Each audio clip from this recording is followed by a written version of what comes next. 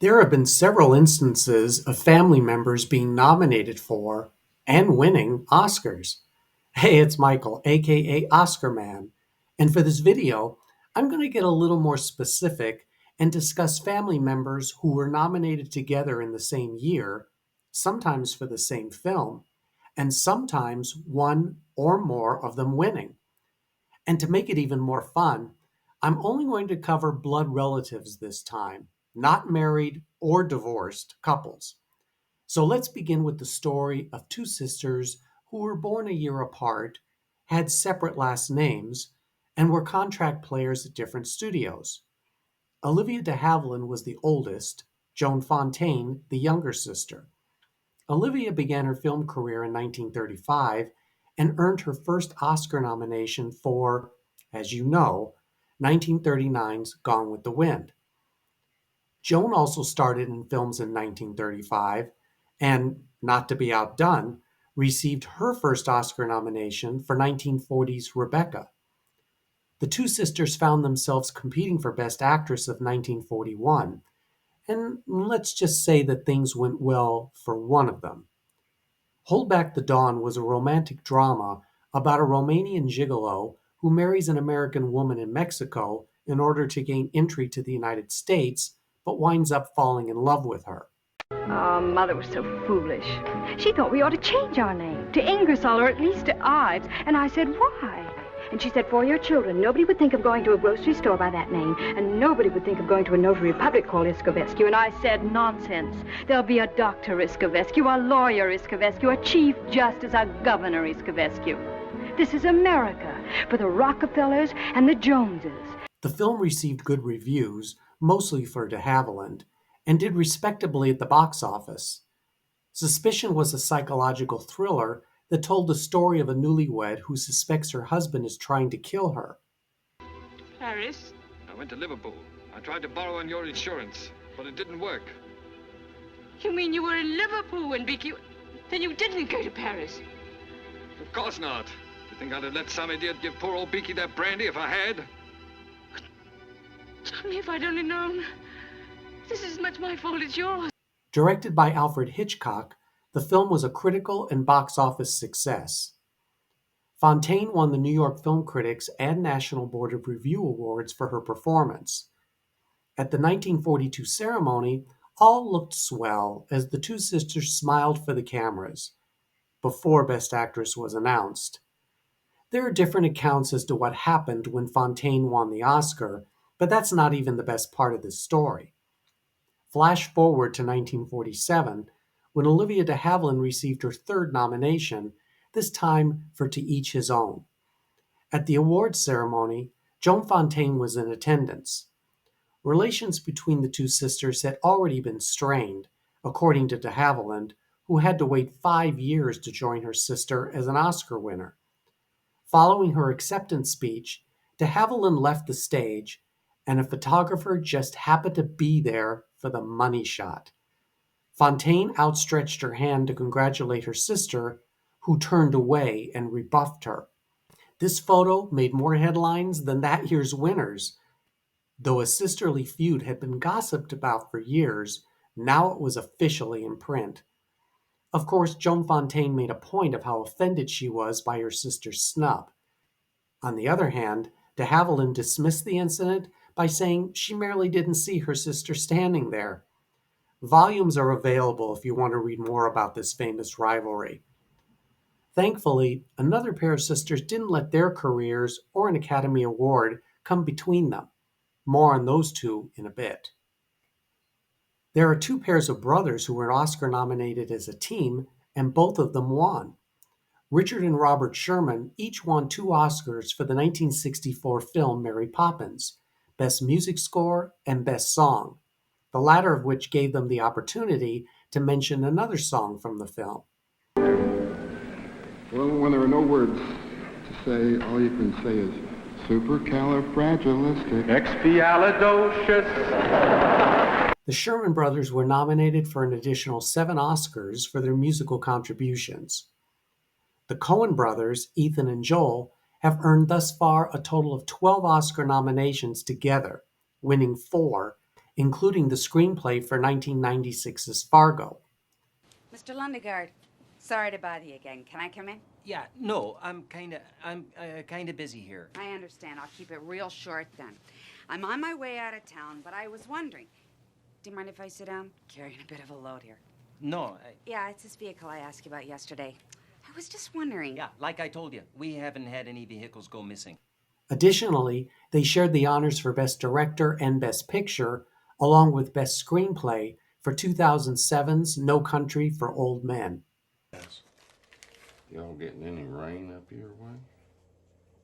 What way would that be? I seen you was from Dallas. What business is it of yours? Where I'm from? Friendo? I didn't mean nothing by it. Didn't mean nothing. Just passing the time. Okay, so we've covered both sister and brother acts. How about a brother and sister? In 2022, singer Billie Eilish won the Best Song Oscar for No Time to Die from the film of the same name. Her frequent collaborator and brother, Phineas O'Connell, shared the honor with Eilish. The siblings made Oscar history for becoming the first brother and sister to win a Best Song Oscar. But Eilish and O'Connell broke their own record 2 years later when they won their second Best Song Oscar, this time for What I Was Made For from Barbie. Siblings who won in the same year, but in different categories for different films, include Norma Shearer and her brother Douglas. In 1930, Shearer won her only Oscar as Best Actress for The Divorcee. The looser they are, the more they get. The best in the world, no responsibility. Well, my dear, I'm going to find out how they do it. So look for me in the future where the primroses grow, and pack your man's pride with the rest. And from now on, you're the only man in the world that my door is closed to. Douglas Shearer won the first Oscar given out for Best Sound Recording. The film was The Big House.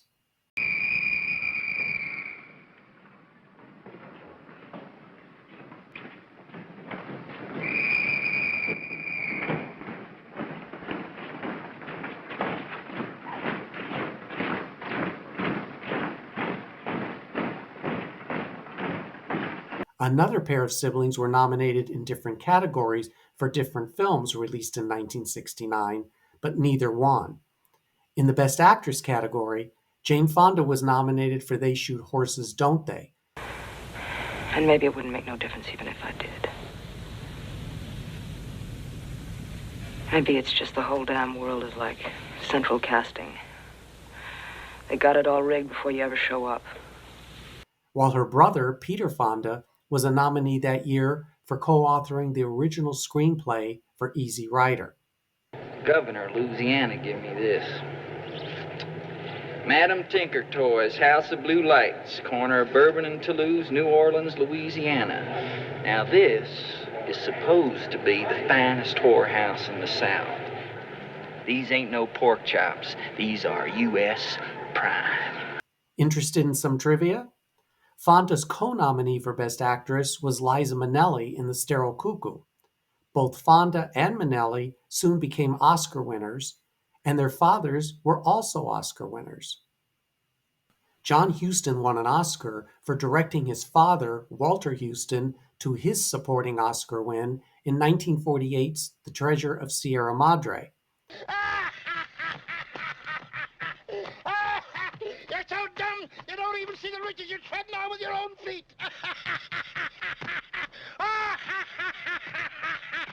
In his acceptance speech, Walter Huston humorously acknowledged his son's contribution to his winning performance. Many years ago, I raised a son, and I said, if you ever become a director or a writer, please find a good part for your old man. He did all right. John Huston extended the family's winning streak when his daughter, Angelica, won the Best Supporting Actress Oscar for 1985's Prizzi's Honor. We're always busy. Everything is Art Deco now. Art who? Charlie, Art Deco. You know, after Art Nouveau. It's a stylist, not a person. You know, it's like all that Arte stuff.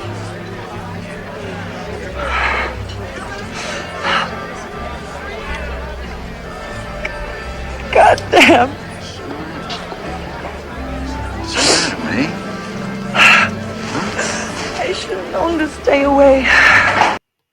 The film brought John Huston nomination number 14, his fifth for Best Director.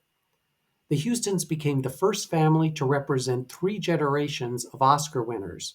The second are the Coppolas. Francis Ford and his father Carmine won Oscars for 1974's The Godfather Part II, while Francis's daughter, Sofia Coppola, won her Best Screenplay Oscar for 2003's Lost in Translation.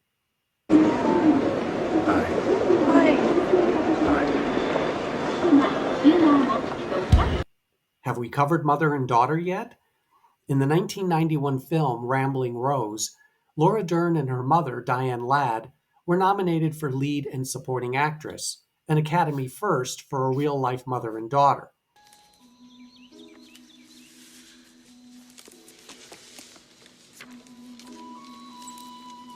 Miss Hillier?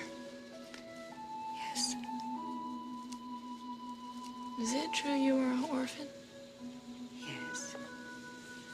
After the age of 7, I was. Me too.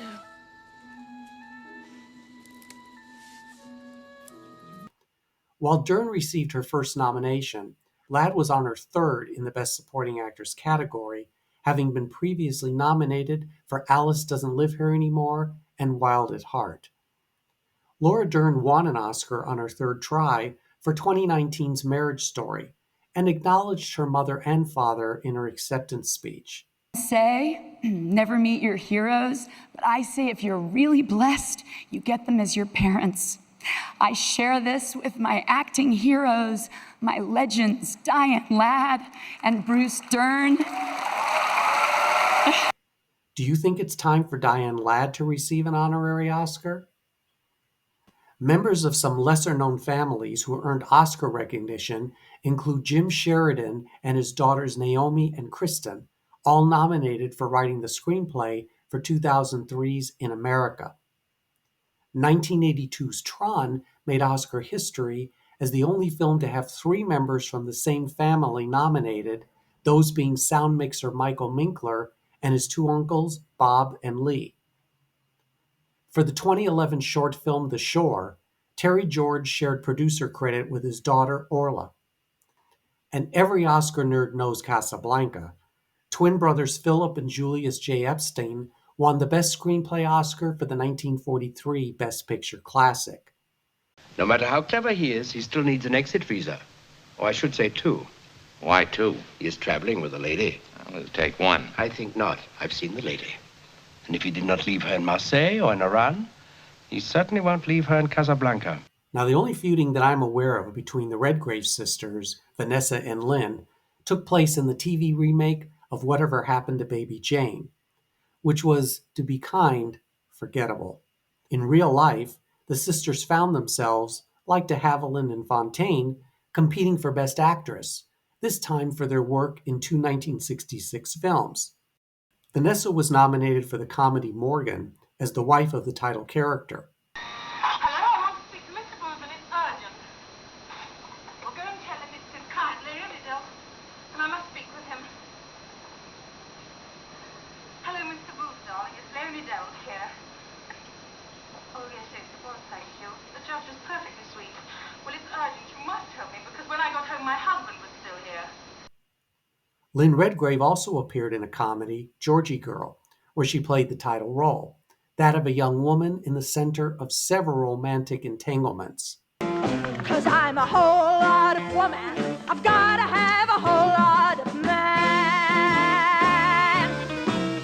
'Cause I'm a whole lot of woman.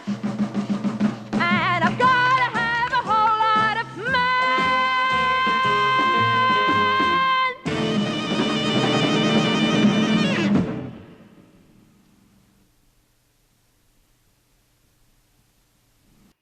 Of the 2 films, Georgie Girl received the best reviews, as well as success at the box office. For her performance, Lynn Redgrave won the Golden Globe and tied at the New York Film Critics Awards, while Vanessa Redgrave won Best Actress at the Cannes Film Festival. The sisters attended the Oscar ceremony, both sharing in the excitement of their first nominations, as well as their disappointment in losing the award to Elizabeth Taylor for, that performance. The Redgrave sisters went on to more recognition from the Academy, with Vanessa earning 5 more nominations, including a Best Supporting Actress win for 1977's Julia, and Lynn received an additional nomination for 1998's Gods and Monsters. You know which family I'm saving for last, but before I discuss their film, I want to take this opportunity to extend my appreciation to you for being a part of this channel. Your passion for the Oscars, as well as your extensive knowledge of its history, inspired me to create this video. After a funny moment from an Oscar winner, please take a second to click on the like button, as it helps attract more viewers to the channel. And if you're not yet a subscriber, consider joining our incredible community of Oscar nerds who really up my game, not only with each new weekly video, but also in the daily polls, where your votes count. Of this famous acting family's 3 members, 2 have already been mentioned, but it's the patriarch who, in his final film appearance, found himself nominated along with his daughter.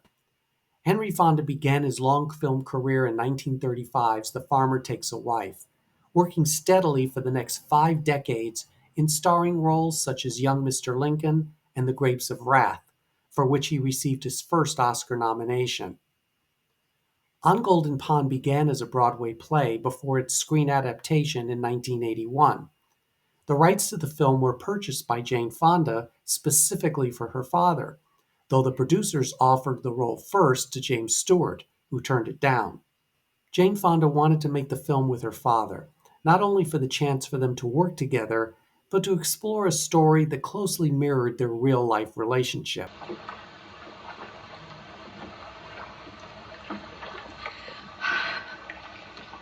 I want to be your friend. For his performance as Norman Thayer, Henry Fonda received some of the best reviews of his career. Both he and Jane earned nominations at the Oscars, BAFTAs, and Golden Globes. At that time, Jane Fonda was already a 2-time winner for Best Actress, something that allegedly angered her father, who some say was jealous of her awards. Henry Fonda did receive an honorary Oscar in 1981, the year before he won Best Actor for On Golden Pond. Nominated for Supporting Actress, Jane Fonda lost to Maureen Stapleton in Reds, but she spoke of finally finding some closure on the struggles she faced with her father, who was not known for his warmth nor paternal instincts. Jane Fonda accepted the Best Actor Oscar on behalf of her father, who was at home, too ill to attend the ceremony. Henry Fonda died 5 months later at the age of 77. There are lots of families who were nominated for and won Oscars, but not for the same film nor in the same year. I'm sure you will come up with a few. Thanks for always providing such great input to the channel's various topics. And until the next video, this member of a famous film family stated his Oscar-winning connection very simply. I want to thank my son, Francis Ford Coppola, for being up here, because without him, I wouldn't be here. However, if I wasn't here, he wouldn't be here either, right?